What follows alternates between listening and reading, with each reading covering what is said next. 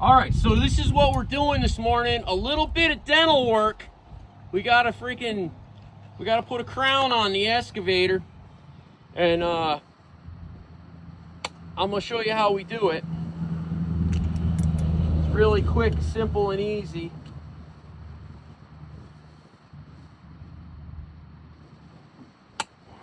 So this is the implant, if you will.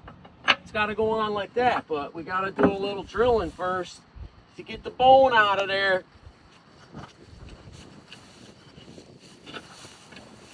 Clean out the hole, get the mud cleaned out.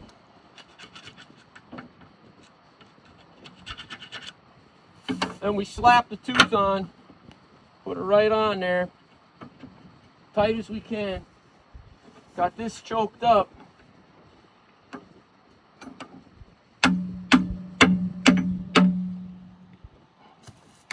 Release it. No